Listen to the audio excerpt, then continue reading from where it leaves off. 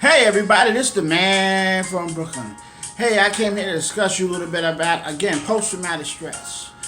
I had an officer came up to me today and told me, well, he's really way up there in rank, we're going to leave it like that. Told me, he had an ego problem. This was last week, but I had one came to me today also, but let's talk about the last week when I go back a little bit.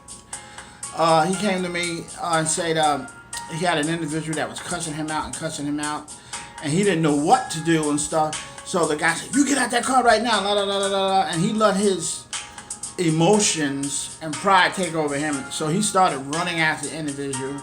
The guy did insult him for disorderly conduct and stuff like that. But in the process, I call it doing a 10-100 on foot. He hurt himself and went to the hospital. And I asked him, was it worth it? And he told me, no, it wasn't worth it. Sometimes you got to know when to back off and let them say, just give them a ticket and send them on their way. Same thing when you have a 10-100 and you're chasing a vehicle and you see that vehicle going to cause other hazards and cause somebody's life. You always can get a tag and put a warrant out for the vehicle and later on catch up with that person. You got to know when to draw back and when to go forward. Because now with the changes we have going with our law enforcement and military, the same thing apply to war. You got to use a lot of judgment now than you ever, because everybody got a camera. Never let your pride and your ego take over you, because it could cost you your job. Remember that. The second officer came to me and told me he had some issues with stress. When he go to a call, he start freaking out and stuff because it's just overwhelming, and he been in the I guess field too long. So I told him, maybe you should just transfer and go to some other duty. And he did that eventually, but I showed him how to handle his stress. When he go to the calls, he may have to take breathing techniques or whatever. And I also stated to him, if you know you can't handle that situation, have your partner step in for you, and it works out better than you making the newspaper. We have a lot of the officers under stress because people put us under stress and the duress, and they're designed to have you cry because you know what's going on. A lot of the folks love the cops when they need them, but when they don't need them, some of us don't like us. Same thing with firemen. Firemen have a lot of stress when they go in their houses. Military apply the same. We just had an officer here, and I won't say in the state of Alabama. I ain't gonna mention the department and name. You can figure out yourself where it's at.